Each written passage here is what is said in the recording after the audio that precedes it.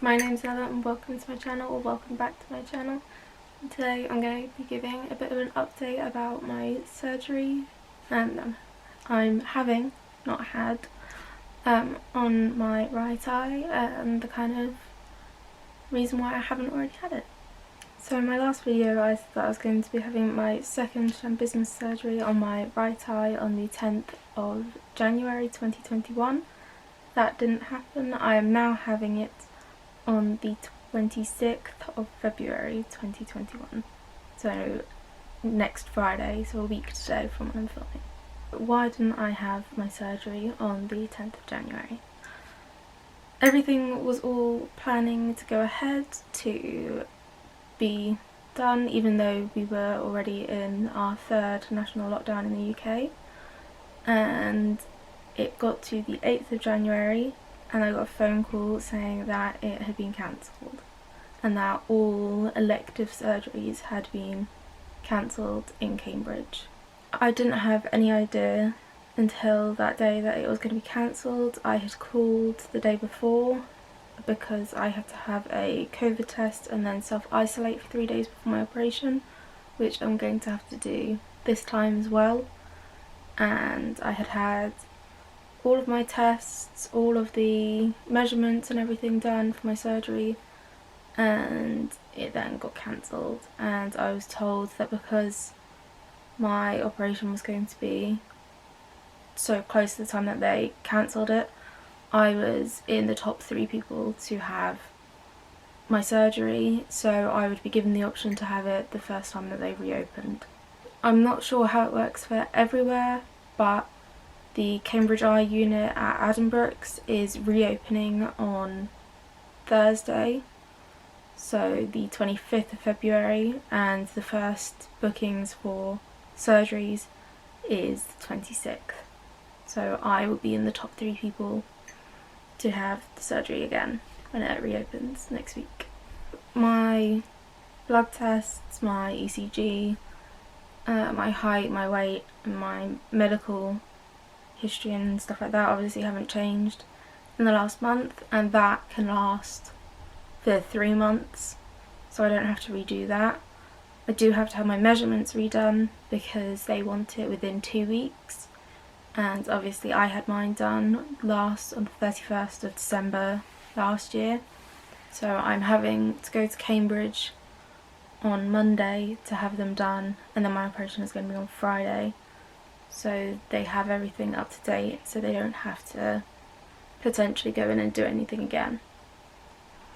So the operation that I'm having is a strabismus surgery, or a type of strabismus surgery.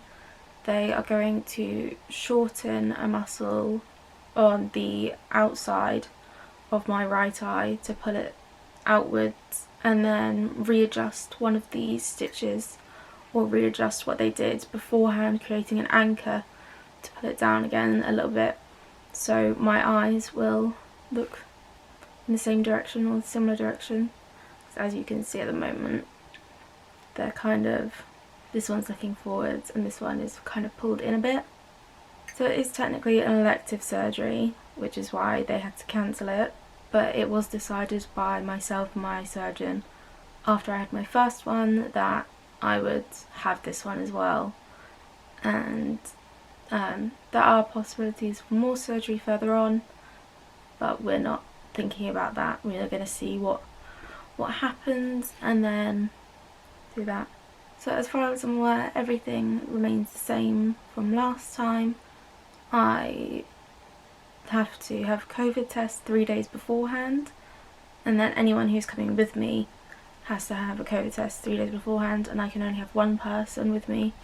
So my mother is having a COVID test as well, and then we will self-isolate in the house for 3 days, and then I have to be at Addenbrooke's at 7:30, so we have to leave my house at about 4 in the morning because I'm currently back at my parents' house. I came home for Christmas and wasn't able to go back because of the third national lockdown, so I'm still here doing my classes and everything, which I will kind of update you on in another video, which I think will come out after this one. I'm not really worried about it. I've had anaesthetic more times than I can count, and I've had the same surgery or very similar surgery at least twice beforehand, so I kind of know what to expect. I know how the healing's gonna go and stuff like that. I'm more so kind of concerned about how things are gonna go in the hospital. Like, is something gonna suddenly change that my mother isn't allowed to be with me and stuff like that.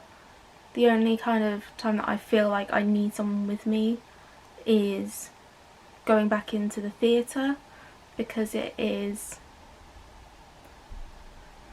not scary, it's more like you have to kind of remind yourself what's happening, that you just have to kind of be mentally prepared for that bit, I guess, because it's a very different environment. It's all sterile, it's very white, it's very clean, it smells like kind of like Dettol, like disinfectant and stuff like that, and it's very bright. My surgeon is lovely. I think I have the same anesthesiologist that I had last time, and he was really funny and really nice and it kept me calm. He was joking with my dad because my dad went in last time with me, and it's kind of just that, and then you don't even remember falling asleep. You kind of just wake up, and then you're a bit spaced out and everyone around you thinks it's really funny. I know some people do have some adverse effects of anaesthetic, but especially if you're very nervous about it, your subconscious remembers the nerves that you have when you fell asleep, and then when you wake up you can come out kind of panicked. But as I said, I don't really get worried about anaesthetic. I don't think I've ever been worried about anaesthetic because I've had it since I was very little to now. I did have a period of about 5-6 years when I hadn't had it, but I didn't have any issue with it. I do come around from anaesthetic very, very quickly, so my doctors and my surgeons all knew about that because I had obviously had it from very young to now, and I've always come around very, very quickly. It's because I have Ehlers-Danlos syndrome and my body metabolises things like anaesthetic, pain medication, things like that very quickly. So they're aware of that, they just take that into consideration, and my anaesthesiologist continuously monitors me all the way through. It's not a very long surgery, it's probably 3-4 hours at the most, so that's fine, and thankfully it's a day case, so I don't actually have to stay in hospital overnight because there's no outward open wound, because it's all happening in my eye socket. So there's obviously a wound that they sew up, but that's protected by obviously my eye, the skin around it and stuff like that. Healing wise is fine for me. It just takes about 3-4 days for me to feel that the anaesthetic has completely worn off, because obviously it lingers in your system and you obviously have to, I think you have to sweat it out, that it kind of metabolises out of your body that way. Other than that, it's just the drops that I get are antibiotic and antifungal, and something else that you put in, and it just tastes very odd. Obviously your nose and your eyes are connected, so it tastes like the smell of a matchbook. When you strike a match, that smell, it smells like that, and it tastes like that smell does, if that makes sense. Yeah, I just have to put them in my eye twice a day for 2 weeks, and then I think I have a 2 or 3 week checkup, and then I have a 3-month checkup, and then a 6-month assessment. So it kind of is just to see how the measurements have changed from before surgery, 3 months after surgery and 6 months after surgery.